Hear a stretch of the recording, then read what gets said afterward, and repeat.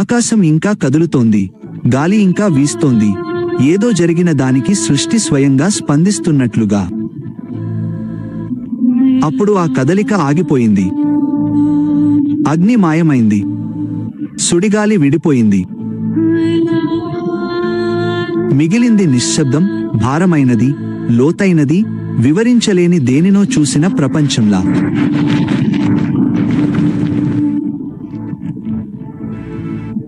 ఆ నిశ్శబ్దం మధ్యలో ఎలీషా కదలకుండా నిలబడ్డాడు, ఏదో తిరిగి వస్తుందని ఆకాశం వైపు చూస్తూ.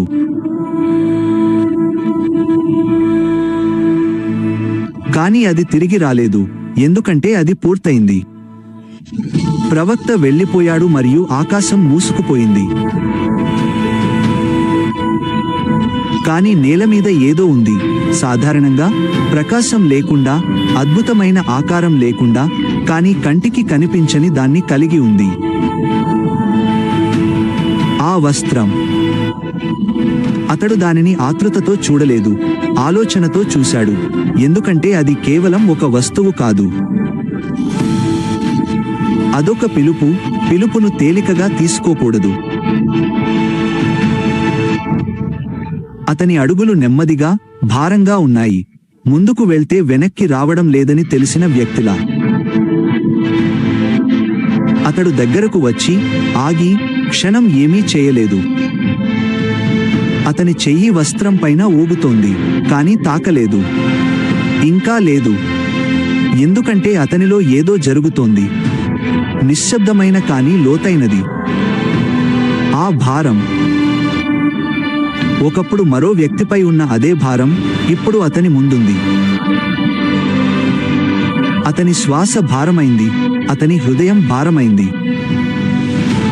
అప్పుడు అతడు దానిని తాకాడు. అతని వేళ్లు ఆ వస్త్రం చుట్టూ బిగుసుకున్నాయి.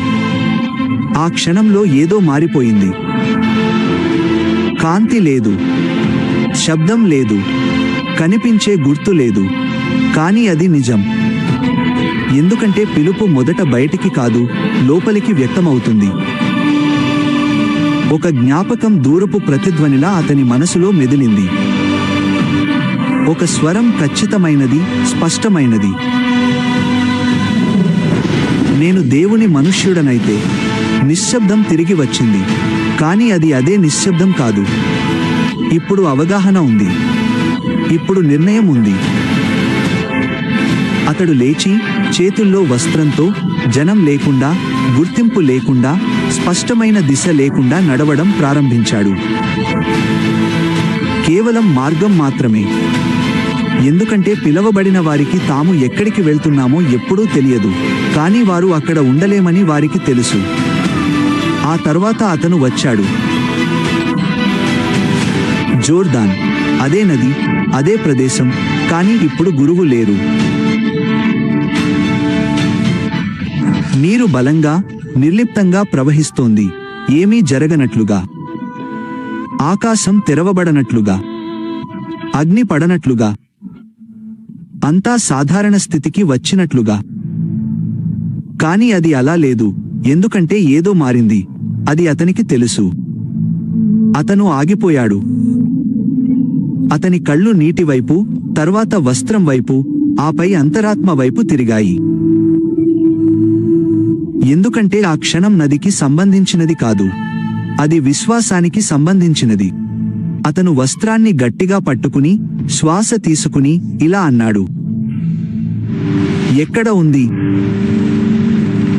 ఏలీయా దేవుడు? నిశ్శబ్దం వెంటనే ఆవరించింది. సమాధానం లేదు, సంకేతం లేదు, స్వరం లేదు. కేవలం నీటి శబ్దం మరియు ఆ క్షణం యొక్క తీవ్రత మాత్రమే. ఎందుకంటే విశ్వాసం అంటే సమాధానం వచ్చాక మాట్లాడటం కాదు, అది రాకముందే మాట్లాడటం. అతను వస్త్రాన్ని ఎత్తి నీటిపై కొట్టాడు. ఏమీ జరగలేదు. ప్రవాహం కొనసాగింది. నది అలాగే ఉంది. మరియు ఒక క్షణం పాటు కాలం ఆగిపోయినట్లు అనిపించింది. కానీ అతను వెనక్కి తగ్గలేదు, వెనక్కి చూడలేదు, వదులుకోలేదు. ఎందుకంటే ఆ క్షణంలో అది భావన గురించి కాదు, అది నమ్మకం గురించి. అతను మళ్ళీ వస్త్రాన్ని ఎత్తాడు. ఇప్పుడు సంకోచం లేకుండా, సందేహం లేకుండా మళ్ళీ కొట్టాడు. ఏలీయా దేవుడు ఎక్కడ ఉన్నాడు?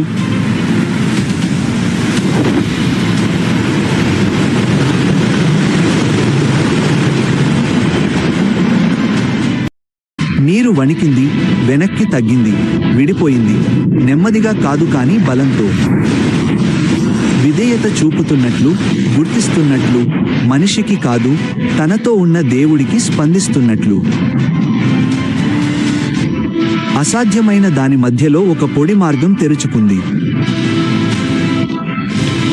అతను ఆశ్చర్యం లేకుండా, అవగాహనతో చూశాడు, ఎందుకంటే ఆ క్షణంలో అతనికి అర్థమైంది.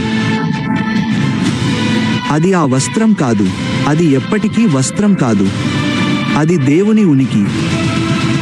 అతను మొదటి అడుగు వేశాడు, మార్గంలోకి ప్రవేశించాడు, ఒంటరిగా దాటడం ప్రారంభించాడు, కానీ నిజానికి ఒంటరిగా కాదు. ఎందుకంటే అగ్నితో సమాధానమిచ్చిన అదే దేవుడు ఇప్పుడు విశ్వసనీయతతో సమాధానమిచ్చాడు. మరియు అతను ముందుకు సాగుతున్నప్పుడు ఒక సత్యం స్థిరపడింది. అగ్ని వెళ్ళిపోయింది, కానీ ఉనికి అలాగే ఉంది, మరియు కథ ముగియలేదు. అది ఇప్పుడే మొదలైంది. మరియు అతను దాటినప్పుడు వేడుక లేదు. ఎదురు చూస్తున్న జనం లేరు. ఏమి మారిందో ఇంకా తెలియని ప్రపంచపు నిశ్శబ్దం మాత్రమే ఉంది. కానీ పరలోకానికి తెలుసు. మరియు అది చాలు.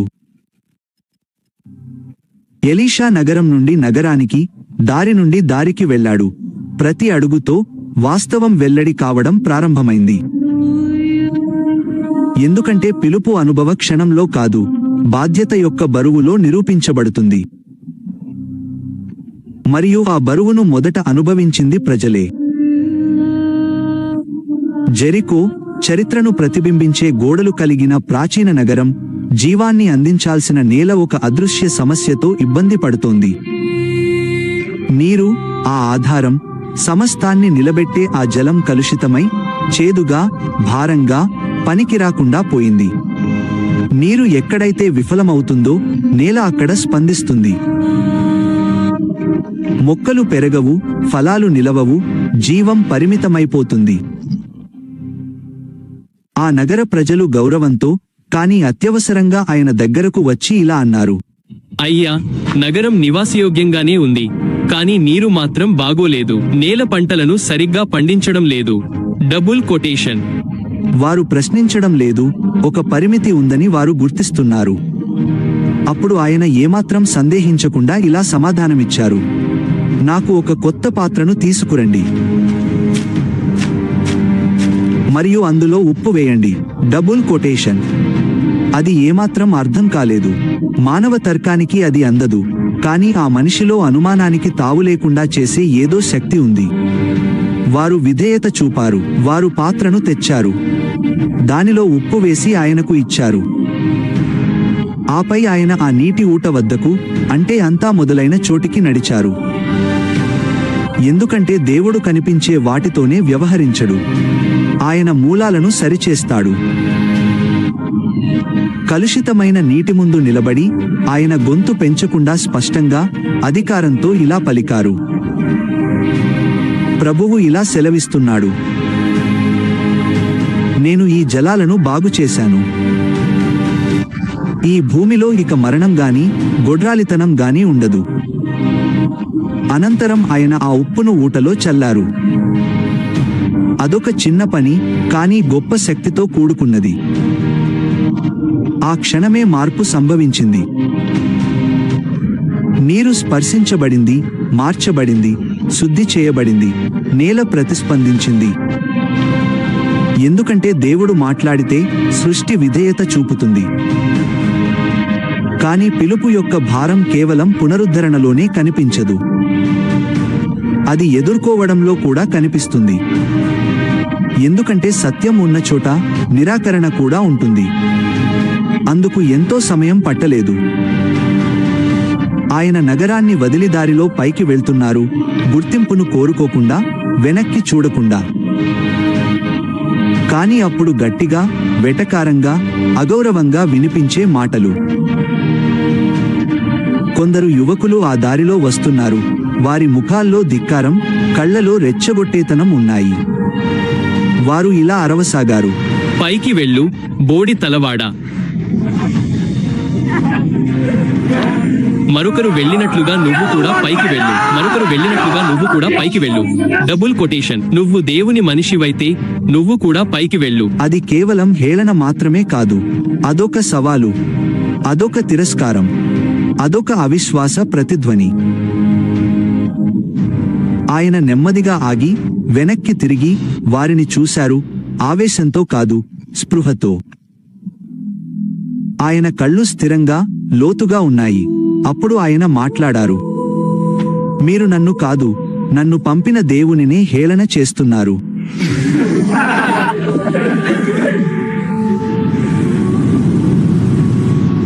మీరు చేస్తున్న దానిని ప్రభువు చూసి తీర్పు తీర్చునుగాక. నిశ్శబ్దం. ఒక క్షణం ఏమీ జరగలేదు. గాలి వీచి వెళ్ళిపోయింది. భూమి నిశ్చలంగా ఉంది. కాని అప్పుడు చుట్టుపక్కల కొండల నుండి ఒక శబ్దం వినిపించింది. జంతువు వేగంగా వస్తోంది, కొమ్మలు విరుగుతున్నాయి, నేల చీలుతోంది, తీవ్రమైన కదలిక. అప్పుడే అవి కనిపించాయి. 2 ఎలుగుబంట్లు, పెద్ద ఆడ జంతువులు అడవి నుండి వేగంగా దూసుకొచ్చాయి. నల్లని బొచ్చు, భారీ శరీరాలు, కోపంతో ఉన్న కళ్ళు, సూటిగా దాడి. ఏమాత్రం సంకోచం లేకుండా, ఒక సమాధానంలా, ఒక తీర్పులా అవి వేగంగా, నిర్దోషంగా ముందుకు దూకాయి. యువకులు వెనక్కి తగ్గడానికి ప్రయత్నించారు, కానీ అప్పటికే ఆలస్యమైంది. అక్కడ గందరగోళం నెలకొంది. నవ్వుల స్థానంలో కేకలు వినిపించాయి. అవమానం స్థానంలో భయం వచ్చింది. అహంకారం విరిగిపోయింది. ప్రేరేపణగా మొదలైనది పర్యవసానంతో ముగిసింది. మీరు చేస్తున్న దానిని ప్రభువు చూసి తీర్పు తీర్చునుగాక.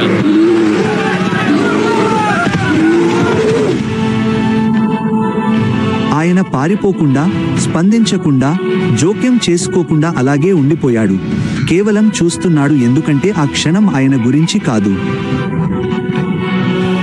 అది దేవుని గురించి.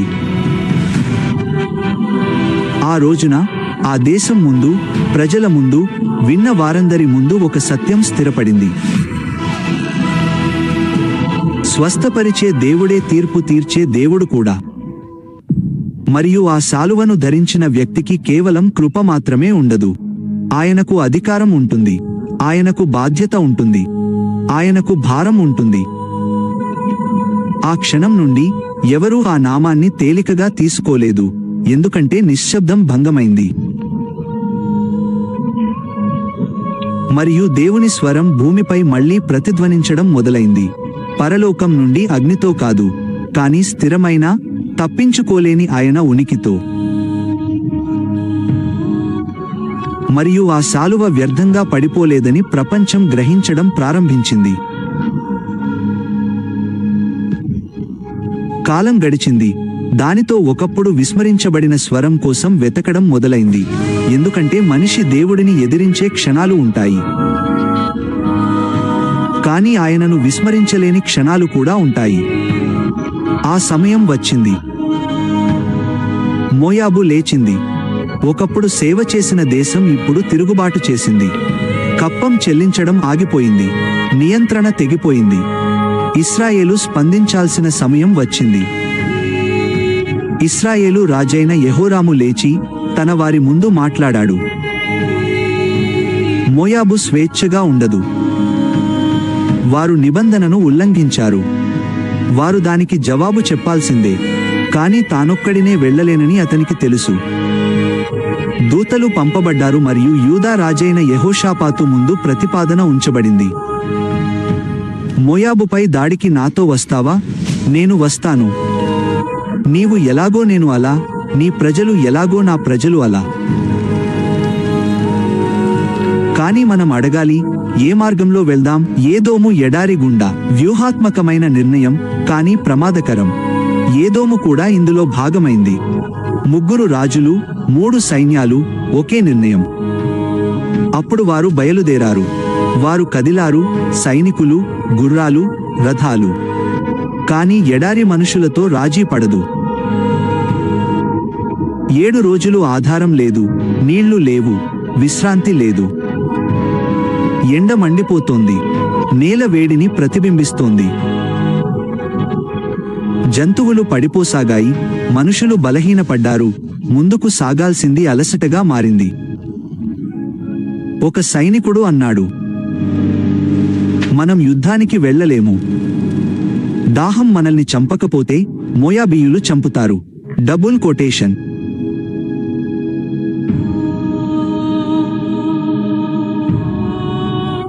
అప్పుడు రాజు నిరాశతో, భయంతో మాట్లాడాడు. ప్రభువే మనల్ని ఇక్కడికి రప్పించాడు, మోయాబు చేతుల్లోకి మనల్ని అప్పగించడానికి. నిశ్శబ్దం ఘోరంగా ఉంది. అప్పుడు యెహోషాపాతు మాట్లాడాడు. వద్దు రాజా, అలా మాట్లాడకండి. ప్రభువు ప్రవక్త ఎవరైనా ఇక్కడ ఉన్నారా? మీరు సెలవిస్తే, ప్రభు. ఒక సేవకుడు సమాధానం ఇచ్చే వరకు వారు ఒకరినొకరు చూసుకున్నారు.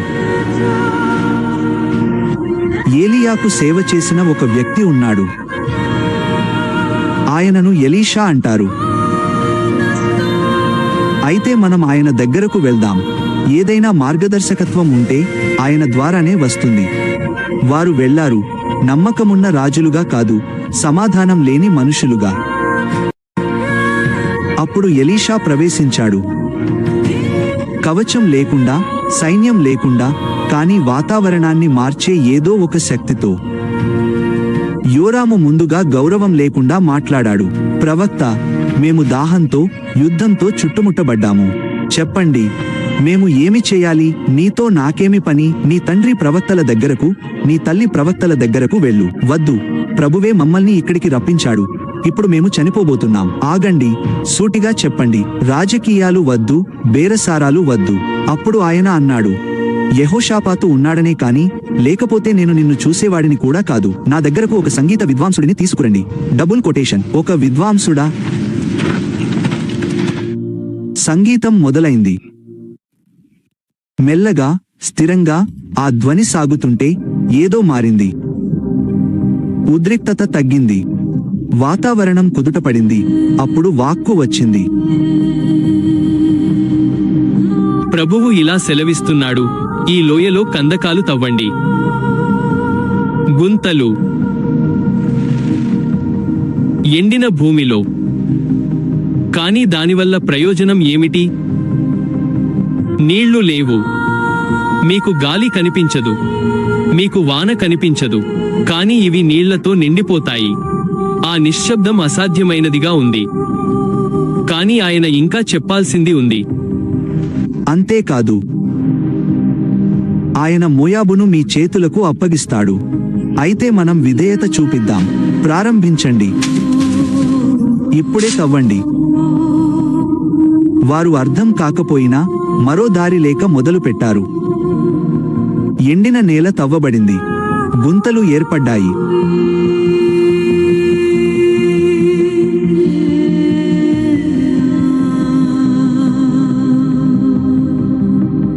రాత్రంతా గంటల తరబడి.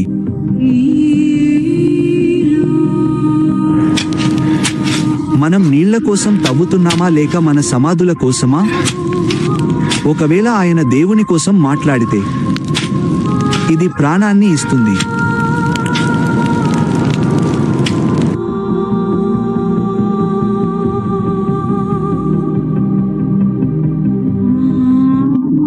రాత్రి గడిచింది, నిశ్శబ్దం ఆవరించింది.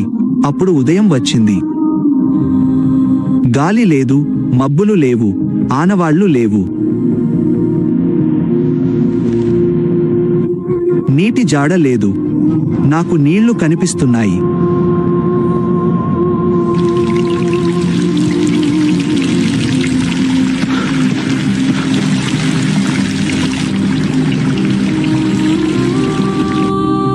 అందరూ అటువైపు తిరిగారు. దిగంతంలో ఒక ప్రవాహం కనిపించింది. అది ఎక్కడి నుండి వస్తుందో తెలియకుండానే వేగంగా ప్రవహిస్తూ లోయ నిండే వరకు కందకాలను నింపేసింది. అది సరిపోయేంతగా మారింది. ఇది సాధ్యం కాదు. దేవునికి సాధ్యం కానిది ఏదీ లేదు. దేవుడు ఆజ్ఞాపిస్తే భూమి స్పందిస్తుంది. కానీ అటువైపు మోయాబీయులు గమనిస్తున్నారు. ఉదయపు సూర్యకాంతి నీటిపై పడటంతో ఉపరితలం రక్తపు రంగులో ఎర్రగా కనిపించింది. చూడు, రాజులు ఒకరిపై ఒకరు దాడి చేసుకున్నారు. అది వారిదే. వారు తమలో తామే పోరాడుకున్నారు. ఇప్పుడు విజయం మనదే. ముందుకు వెళ్ళండి. వారు ఎటువంటి జాగ్రత్త లేకుండా, సిద్ధపడకుండా ముందుకు సాగారు.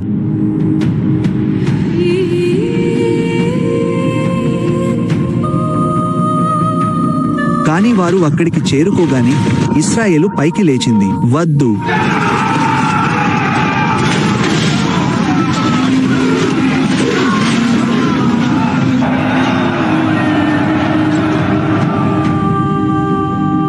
మోయాబు అర్థం చేసుకునే లోపే సమయం లేక కుప్పకూలింది.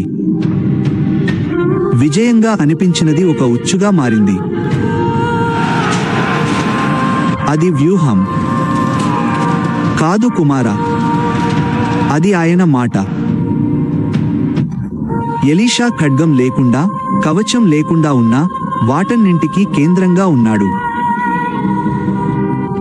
ఎందుకంటే దేవుడు మాట్లాడితే ఎడారి కూడా ఫలిస్తుంది, యుద్ధాలు కూడా వంగుతాయి. తమకంటే గొప్ప శక్తి ఏదో ఉందని రాజులు కూడా తెలుసుకుంటారు. ఆ రోజు ఒక సత్యం నిరూపించబడింది. అది బలం కాదు, అది సంఖ్యలు కాదు, అది ప్రణాళిక కాదు, అది దేవుని మాట. ఆ మాట ఎప్పటికీ విఫలం కాదు. అది ఎన్నడూ విఫలం కాలేదు, ఇక ముందు కూడా కాదు. యుద్ధం తర్వాత నిశ్శబ్దం ఆవరించింది. శూన్యమైన నిశ్శబ్దం కాదు, సాధారణ జీవితపు నిశ్శబ్దం. ఎందుకంటే దేవుడు రాజుల మధ్య తిరగడు. ఎవరూ చూడని వారి మధ్య కూడా ఆయన తిరుగుతుంటాడు. సైన్యాలకు దూరంగా, రాజభవనాలకు దూరంగా అక్కడే మరొక కథ మొదలైంది. పేరు లేని, హోదా లేని, కానీ ఒక భారంతో ఉన్న ఒక స్త్రీ. ఆమె ఒక విధవరాలు. ఆ కాలంలో దాని అర్థం కేవలం నష్టం మాత్రమే కాదు. అది బలహీనత, అది అభద్రత, అది పరిమితి. ఆమె భర్త ఒక విశ్వాసి, ప్రవక్తలలో ఒకడు, దేవునికి భయపడే వ్యక్తి. కానీ ఇప్పుడు ఆయన లేడు. మిగిలింది గౌరవం కాదు, అప్పు. వారు ఆమె ఇంటికి జాలి చూపడానికి కాదు, అడగడానికి వచ్చారు. నీ భర్త మాకు అప్పు ఉన్నాడు, అది నీకు తెలుసు. ఆయన దేవుని సేవించాడు. అయినప్పటికీ మాకు అప్పు ఉన్నాడు. ఒకవేళ నువ్వు చెల్లించకపోతే నీ పిల్లలను తీసుకెళ్తాను. భారమైన నిశ్శబ్దం, తుది నిర్ణయం. ఎందుకంటే ఆ వ్యవస్థలో అప్పు ప్రాణంతోనే తీర్చాలి. వారు హెచ్చరించడం లేదు, వారు కేవలం తెలియజేస్తున్నారు. వారు వెళ్ళిపోయారు, వెనుక నిరాశను వదిలి వెళ్లారు. ఆమె లోపలికి వెళ్లి తన కొడుకులను చూసింది. సమాధానం దొరకలేదు, కేవలం ఒక నిర్ణయం తప్ప. ఆమె బయటకు వెళ్లి ఇంకా ఆశగా మిగిలిన ఆ వ్యక్తి వద్దకు వెళ్ళింది. ఎలీషా. ఆమె ఎలాంటి లాంఛనాలు, ప్రోటోకాల్ లేకుండా చేరుకుని ఇలా మొరపెట్టుకుంది. మీ సేవకుడు, నా భర్త, చనిపోయాడు. ఆయన దేవునికి భయపడేవాడని మీకు తెలుసు. అప్పు ఇచ్చినవాడు వచ్చి నా 2 కుమారులను తీసుకెళ్లాలనుకుంటున్నాడు. నీకోసం నేను ఏమి చేయాలని నువ్వు కోరుకుంటున్నావు? నా దగ్గర ఏమీ లేదు, కొంచెం నూనె తప్ప ఇంకేమీ లేదు. నీ పొరుగువారందరి దగ్గరకు వెళ్లి పాత్రలను అప్పుగా తీసుకురా, ఖాళీ పాత్రలు, తక్కువ కాకుండా. ఆమె అయోమయంగా చూస్తూనే వింటోంది. మరియు ఆయన ఇలా కొనసాగించారు. స్త్రీ, నీ ఇంటికి వెళ్ళు, తలుపు వేసే, నువ్వు మరియు నీ పిల్లలు నీ నూనెను తీసుకుని పోయడం మొదలుపెట్టు. Double quotation. నిశ్శబ్దం. ఆమె ఎలా అని అడగలేదు, ఆమె ఎందుకు అని అడగలేదు. ఎందుకంటే దారి లేనప్పుడు విశ్వాసం తర్కాన్ని వెతకదు. అది విధేయతను వెతుకుతుంది. ఆమె తిరిగి వచ్చి తన కుమారులను పిలిచింది. వారు బయటకు వెళ్లి ఇంటింటికి తలుపులు తట్టారు. మాకు పాత్రలు కావాలి, మీ దగ్గర ఉన్న ఏవైనా సరే. దేనికోసం?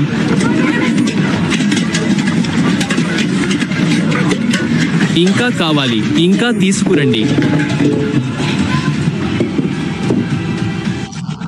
వారు 1, 2, 10 మట్టి పాత్రలను తీసుకురావడం ప్రారంభించారు. సాధారణ పాత్రలు, ఖాళీ పాత్రలు. అప్పుడు ఆ ఇల్లు సంపదతో కాకుండా అవకాశంతో నిండిపోయింది. ఆయన చెప్పినట్లే ఆమె తలుపు వేసేసింది.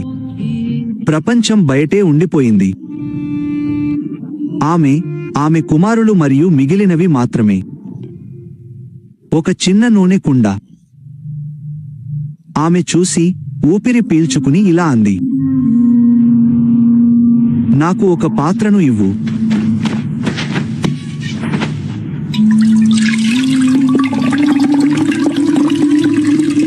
మరొకటి, ఇంకొకటి తీసుకురా. ఆమె కొనసాగించింది. మరొక పాత్ర, మరొకటి.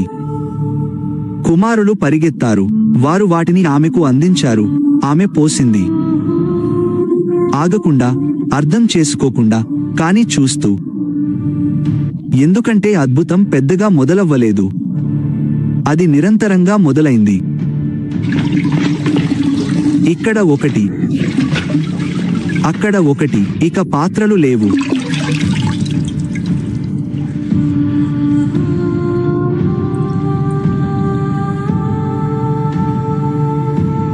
నిశ్శబ్దం.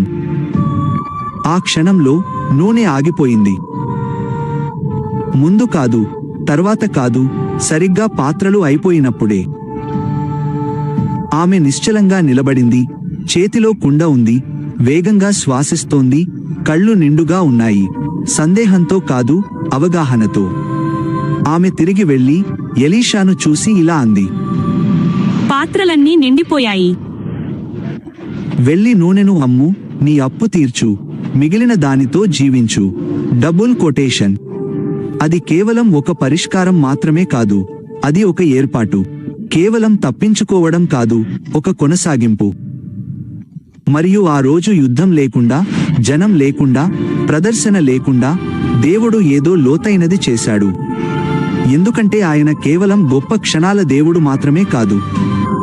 ఆయన కొద్దిపాటి వాటికి, ఖాళీగా ఉన్నవాటికి, మిగిలిన వాటికి, సరిపోని వాటికి దేవుడు. ఆయన చేతుల్లో ఏమీ లేనంతగా ఉన్నది కూడా సరిపోతుంది.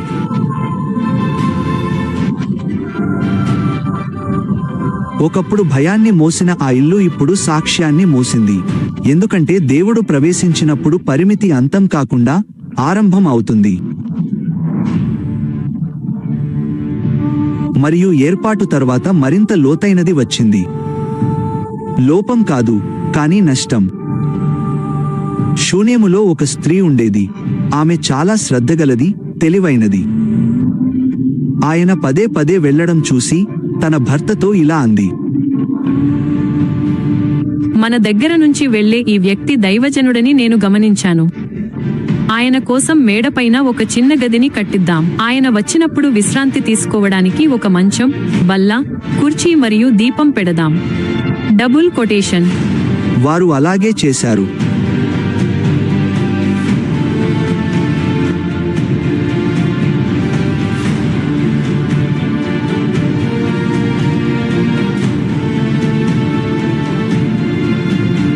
ఒకరోజు ఎలీషా ఆ గదిలోకి వచ్చాడు. అది చూసి గ్రహించి తన సేవకుడిని ఇలా అడిగాడు, గేహజీ, ఈమె ఎవరు? ఈమెకు కుమారుడు లేడు. ఆమె భర్త ముసలివాడు. ఆమెను పిలువు. Double quotation. ఆమె వచ్చి ద్వారం దగ్గర నిలబడింది. ఏమీ అడగలేదు, ఏమీ ఆశించలేదు. అప్పుడు ఆయన మాట్లాడాడు, వచ్చే ఏడాది ఇదే సమయానికి నీకు ఒక కుమారుడు పుడతాడు.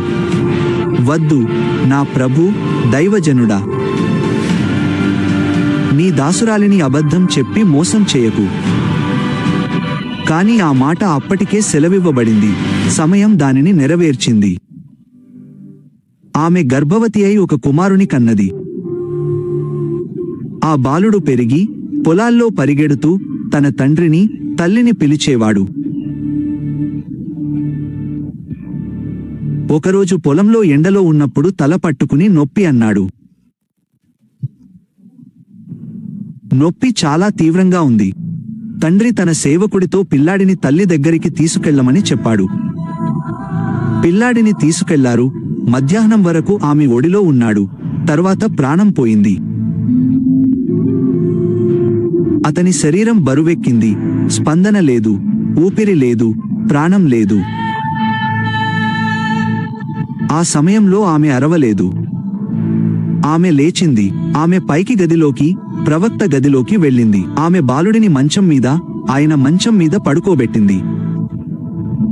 తలుపు వేసి నిశ్చయంతో బయలుదేరింది.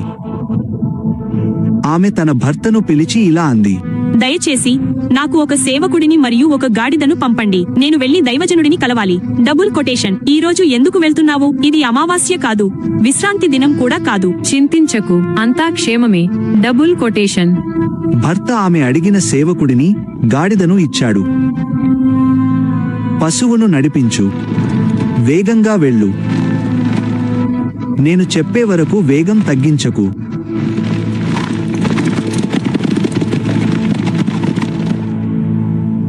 వెనక్కి తిరిగి చూడకుండా ఆమె బయలుదేరింది. దూరం నుండి ఎలీషా ఆమెను చూసి, గేహజీ, చూడు, అది షూనేమీయురాలు. ఆమెను ఎదుర్కోవడానికి వెళ్ళు. ఆమె క్షేమమా? ఆమె భర్త, కుమారుడు క్షేమమేనా అని అడుగు. Double quotation.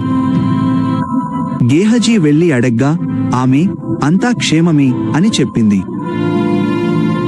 ఆమె చేరే వరకు వెళ్తూనే ఉంది. గాడిద దిగి ఆయన పాదాలపై పడి గట్టిగా పట్టుకుంది. గేహజీ ఆమెను పక్కకు లాగడానికి ప్రయత్నించాడు. కాని ఎలీషా ఇలా అన్నాడు, ఆమెను వదిలే. ఆమె ఆత్మ తీవ్ర వేదనలో ఉంది మరియు ప్రభువు అది నాకు తెలియజేయలేదు. నేను నా ప్రభువును కొడుకును అడిగానా? నన్ను మోసం చేయవద్దని నేను చెప్పలేదా? అప్పుడు ఎలీషాకు అర్థమై గేహజీతో ఇలా అన్నాడు,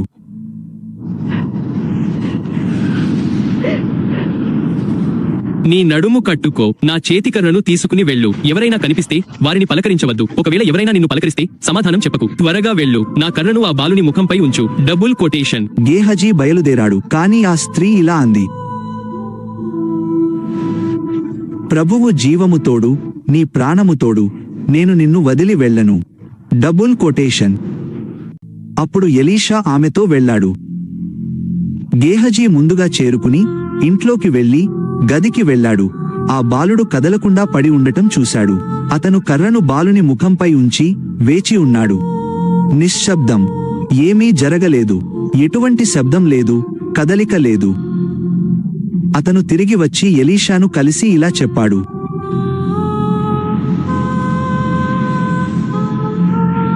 బాలుడు మేల్కొనలేదు, నా ప్రభువా.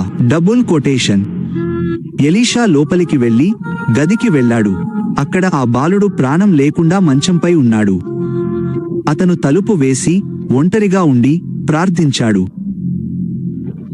అతను పైకి ఎక్కి బాలునిపై పడుకుని నోటికి నోరు, కళ్లకు కళ్ళు, చేతులకు చేతులు ఉంచి అలాగే ఉన్నాడు.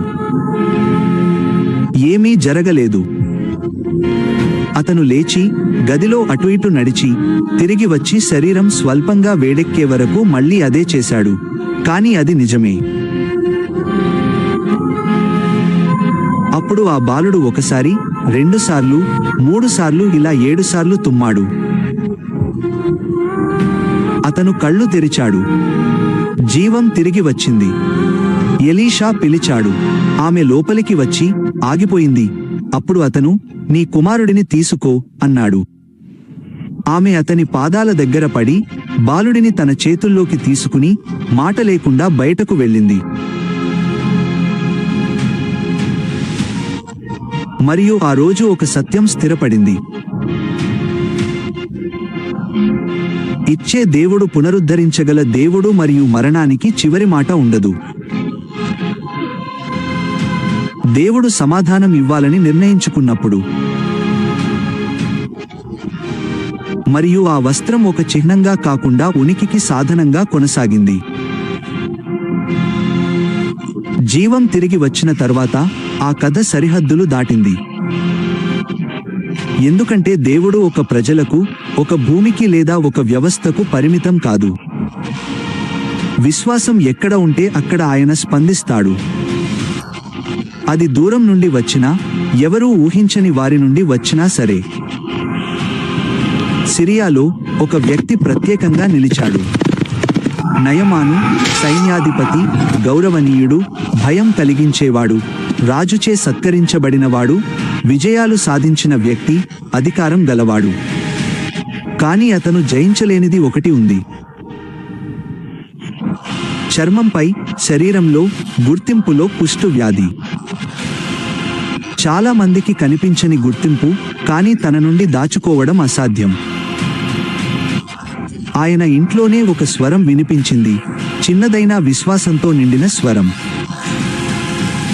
యుద్ధంలో బందీగా పట్టుబడిన ఒక చిన్న ఇశ్రాయేలీయుల పనిపిల్ల, ఆమె తన విశ్వాసాన్ని వదులుకోలేదు. ఆమె నాయమాను భార్యతో ఇలా అంది, నా యజమాని సమరయలోని ప్రవక్త ముందు ఉంటే ఆయన స్వస్థత పొందుతారు. Double quotation. సరళంగా, సూటిగా, ఏ సందేహం లేకుండా. ఆ మాట నాయమానుకు చేరింది. అతను అది విని చర్య తీసుకోవాలని నిర్ణయించుకున్నాడు. ఎందుకంటే పరిష్కారాలు లేనప్పుడు శక్తివంతులు కూడా వినడం నేర్చుకుంటారు. అతను సిరియా రాజు దగ్గరకు వెళ్లి, ఇశ్రాయేలులో ఒక ప్రవక్త ఉన్నారని విన్నాను, ఆయన స్వస్థపరచగలరు అన్నాడు. అప్పుడు వెళ్ళు, లేఖలు తీసుకెళ్ళు, కానుకలు తీసుకెళ్ళు, గౌరవంతో వెళ్ళు. అతను గుర్రాలు, రథాలు, సంపద మరియు గొప్ప ఆశలతో బయలుదేరాడు.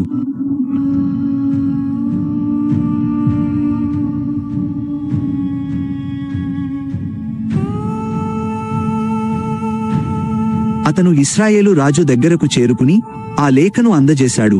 అందులో ఇలా ఉంది, ఈ వ్యక్తిని స్వస్థపరచు. మరియు నా దేవుడు చంపడానికి మరియు జీవాన్ని ఇవ్వడానికి అతను ఎందుకు ఈ వ్యక్తిని నా దగ్గరకు పంపాడు? అతను నాకు వ్యతిరేకంగా కారణం వెతుకుతున్నాడు. కాని ఈ వార్త ఎలీషాకు చేరింది. అతను ఒక సందేశం పంపాడు. ఈ సందేశాన్ని రాజుకు తీసుకెళ్ళు. నీ వస్త్రాలను ఎందుకు చింపుకున్నావు? అతన్ని నా దగ్గరకు రానివ్వు. అప్పుడు ఇశ్రాయేలులో ఒక ప్రవక్త ఉన్నాడని అతను తెలుసుకుంటాడు. కాబట్టి నాయమాను తన అనుచరులతో, తన హోదాతో, తన ఆశలతో వెళ్ళాడు. అతను ఇంటి తలుపు వద్ద ఆగిపోయాడు. బహుశా స్వాగతం కోసం, ఒక గొప్ప చర్య కోసం, తక్షణ అద్భుతం కోసం ఎదురు చూస్తున్నాడు. కాని ఎలీషా బయటకు రాలేదు. అతను ఒక దూతను పంపాడు. ఆ సందేశం చాలా సరళంగా ఉంది. ఇది ఎలీషా సందేశం. వెళ్లి యోర్దానులో 7 సార్లు స్నానం చెయ్యి, నీ శరీరం బాగుపడుతుంది. నిశ్శబ్దం. ఒక నది పేరు, ఒక సంఖ్య, అంతకు మించి ఏమీ లేదు. నాయమాను ఆగ్రహంతో స్పందించాడు. అతను బయటకు వస్తాడని, యెహోవా నామాన్ని పిలుస్తాడని, ఆ చోట తన చేయి ఉంచి నన్ను స్వస్థపరుస్తాడని నేను అనుకున్నాను. దమస్కు నదులు ఇశ్రాయేలు నదులన్నింటికంటే మెరుగైనవి కావా? వాటిలో స్నానం చేసి నేను శుద్ధి కాలేనా? అతను వెనుతిరగడం ప్రారంభించాడు, ఎందుకంటే గర్వం సరళమైన మార్గాలను అంగీకరించదు. కాని అతని సేవకులు జ్ఞానంతో అతన్ని సమీపించి ఇలా అన్నారు,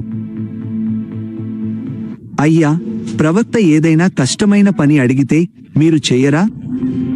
స్నానం చెయ్యి, నువ్వు శుద్ధి అవుతావు అని చెప్పినప్పుడు ఇంకా ఎంత ఎక్కువగా చేయాలి? Double quotation. ఉద్రిక్తత తగ్గింది. గర్వం తగ్గడం ప్రారంభమైంది. అప్పుడు అతను నిర్ణయించుకుని యోర్దాను నదికి వెళ్ళాడు. అతను నీళ్ల వైపు చూశాడు. సరళమైనవి, సాధారణమైనవి, ప్రత్యేకత ఏమీ లేదు. కానీ అది నీటి గురించి కాదు, అది విధేయత గురించి. అతను లోపలికి అడుగు పెట్టాడు. అతను మునిగాడు. ఒకసారి ఏమీ లేదు, 2 సార్లు ఏమీ లేదు, 3 సార్లు ఏమీ లేదు, 4 ఏమీ లేదు, 5 ఏమీ లేదు, 6 ఏమీ లేదు. నిశ్శబ్దం పెరిగింది. సందేహం తిరిగి రావడానికి ప్రయత్నించింది, కానీ అతను కొనసాగించాడు. 7వసారి అతను నీటిలోకి వెళ్ళాడు. అతను పైకి వచ్చినప్పుడు అంతా మారిపోయింది. అతని చర్మం బాగుపడింది, చిన్న పిల్లాడిలా శుభ్రంగా మారింది. ఏ మచ్చ లేదు, ఏ ఆనవాలు లేదు, ఏ వ్యాధి లేదు. అతను మాటలు లేకుండా, వివరణ లేకుండా, కేవలం వాస్తవంతో చూశాడు. అతను ఒక సేనాధిపతిగా కాకుండా తెలుసుకున్న వ్యక్తిగా తిరిగి వచ్చాడు. అతను ఎలీషా ముందు నిలబడి ఇలా అన్నాడు, ఇశ్రాయేలులో తప్ప భూమి మీద ఇంకెక్కడా దేవుడు లేడని ఇప్పుడు నేను తెలుసుకున్నాను. నేను వేడుకుంటున్నాను, నా బహుమానాన్ని స్వీకరించు. నేను ఎవరి సన్నిధిలో నిలబడుతున్నానో ఆ ప్రభువు జీవంతోడు, నేను దాన్ని స్వీకరించను. Double quotation. నయమాను పట్టుబట్టాడు, కానీ దేవుని నుండి వచ్చేది అమ్మకూడదు కాబట్టి అతను తిరస్కరించాడు. అప్పుడు నయమాను ఇలా అన్నాడు, అయితే నాకు కొంచెం మట్టిని తీసుకెళ్ళనివ్వు, తద్వారా నేను ఇతర దేవుళ్లకు కాకుండా ప్రభువుకే బలులు అర్పిస్తాను. అతను శరీరంలోనే కాకుండా హృదయంలో కూడా మారి బయలుదేరాడు.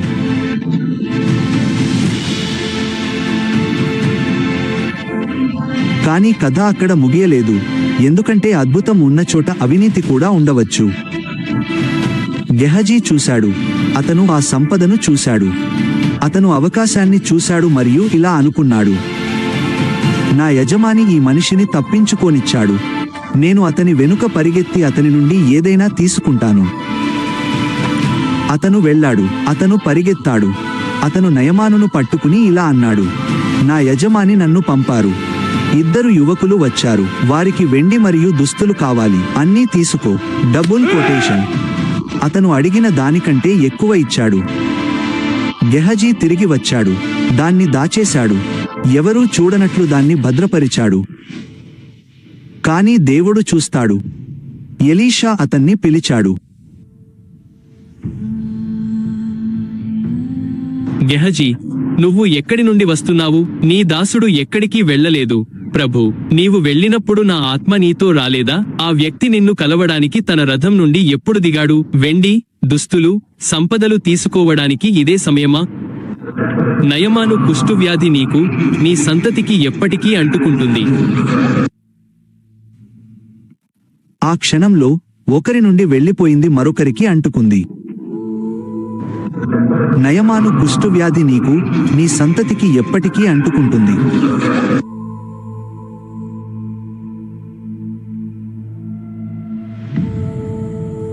గెహజీ బయటకు వెళ్ళాడు, తెల్లగా, మచ్చలతో, శాశ్వతమైన వ్యాధితో. ఆ చర్యలో 2 నిజాలు ముద్రించబడ్డాయి. దేవుడు స్వస్థపరుస్తాడు, కానీ అతను బయటపెడతాడు కూడా. అతను పునరుద్ధరిస్తాడు, కానీ తీర్పు తీరుస్తాడు కూడా. గర్వంతో మొదలైంది వినయంలో ముగిసింది. విశ్వాసంతో మొదలైంది జీవంలో ముగిసింది. ఎందుకంటే ఆ ప్రవక్త వస్త్రం అధికారం గురించి కాదు, అది పవిత్రత గురించి, అది విధేయత గురించి, అది దైవ సన్నిధి గురించి. ఆ సన్నిధిని కొనలేము, మార్చలేము మరియు వాడుకోలేము. అది కేవలం ఉంటుంది. దేశాలు ప్రభావితమై, హృదయాలు మార్పు చెందిన తర్వాత కూడా యుద్ధం ఆగలేదు. ఎందుకంటే దేవుడు కదిలినప్పుడు భూమిపై ఉన్న రాజ్యాలు స్పందిస్తాయి. సిరియా రాజు మరొకసారి తన సైనికులను, అధికారులను, సేనాధిపతులను పిలిచి ఇలా అన్నాడు,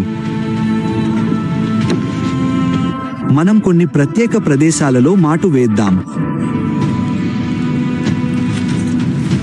అప్పుడు ఇశ్రాయేలు పడిపోతుంది. వారికి తెలియకుండానే. Double quotation. ప్రణాళికలు సిద్ధమయ్యాయి, మార్గాలు నిర్ణయించబడ్డాయి, కదలికలు లెక్కించబడ్డాయి. కానీ ఏదో జరగడం మొదలైంది. వారు దాడికి సిద్ధమైన ప్రతిసారి ఇశ్రాయేలు అక్కడ లేదు. వారు ముందుకు వెళ్ళిన ప్రతిసారి లక్ష్యం ఇప్పటికే 1, 2, 3 సార్లు కదిలిపోయింది. చివరికి విరక్తి అనుమానంగా మారింది. అప్పుడు రాజు ఇలా అన్నాడు, మనలో ఎవరు ఇశ్రాయేలు రాజు పక్షాన ఉన్నారు? ప్రభు, ద్రోహి ఎవరూ లేరు, కాని ఇశ్రాయేలులో ఒక ప్రవక్త ఉన్నాడు, ఆయన ఎలీషా. ఆయన రాజుకు చెబుతున్నాడు, మీరు మీ గదిలో మాట్లాడే మాటలు కూడా. వాతావరణం మారిపోయింది, ఎందుకంటే అది వ్యూహం కాదు, అది బయటపడటం. అది అంతకంటే గొప్పది. అప్పుడు రాజు ఇలా అన్నాడు, అతను ఎక్కడ ఉన్నాడో కనుగొని ఇప్పుడే నా దగ్గరకు తీసుకురండి. చర్చలు లేవు, సందేహం లేదు. వారు అతడిని కనుగొన్నారు. దోతాను సైనిక ప్రాముఖ్యత లేని ఒక చిన్న నగరం, కానీ ఇప్పుడు అదృశ్యమైన ఒక శక్తికి కేంద్రంగా ఉంది. రాత్రి సమయంలో సిరియన్ సైన్యం నిశ్శబ్దంగా, క్రమపద్ధతిలో కదిలింది. వారు నగరాన్ని చుట్టుముట్టారు. గుర్రాలు స్థిరపడ్డాయి, రథాలు వరుసలో ఉన్నాయి. సైనికులు సిద్ధంగా ఉన్నారు. తప్పించుకునే మార్గం లేదు. తెల్లవారుజామున ఎలీషా సేవకుడు లేచి బయటకు వచ్చి చూశాడు. అతను చూసిన దృశ్యం అతని శ్వాసను ఆపివేసింది. దిగంతం మూసుకుపోయింది. నగరం మొత్తం బలగాలతో చుట్టుముట్టబడింది. తప్పించుకునే మార్గం లేదు. అతను పరుగున లోపలికి వచ్చి ఆయాసపడుతూ, భయంతో నిండిన కళ్లతో, ప్రభూ, మనం చుట్టుముట్టబడ్డాము. బయటపడే మార్గం లేదు. మనం ఏమి చేస్తాము? డబుల్ కొటేషన్ అన్నాడు. నిశ్శబ్దం. ఎలీషా ఆందోళనతో లేవలేదు. అతను ముప్పులో ఉన్న వ్యక్తిలా స్పందించలేదు. వారు చాలామంది ఉన్నారు. వారు ప్రతిచోటా ఉన్నారు. భయపడవద్దు. భయపడకూడదా? నేను ఎలా భయపడకుండా ఉండగలను? ఎందుకంటే వారితో ఉన్నవారి కంటే మనతో ఉన్నవారు ఎక్కువ మంది. సేవకుడు అయోమయంతో చుట్టూ చూశాడు. ఏమీ మారలేదు. ఇప్పటికీ వారు ఇద్దరే ఉన్నారు. శత్రు సైన్యం కనిపిస్తోంది, నిజమైనది. ముప్పు అలాగే ఉంది. ఏమీ మారలేదు. ఇప్పటికీ మనం మరియు వారు మాత్రమే ఉన్నారు. ప్రభు, ఇతని కన్నులు తెరువు.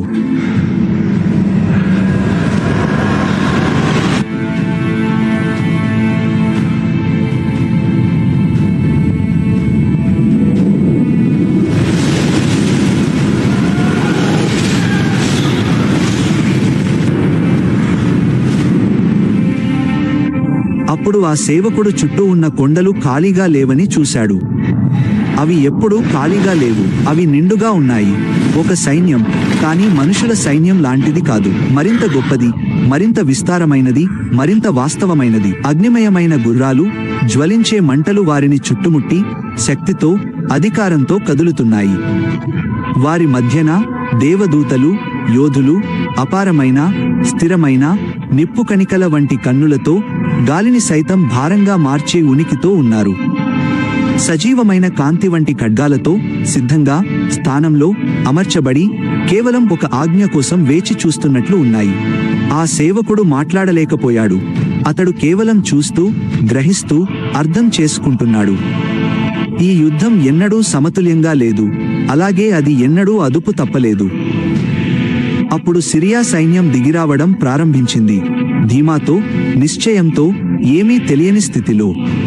వారు సమీపిస్తుండగా ఎలీషా మరలా ప్రార్థించాడు.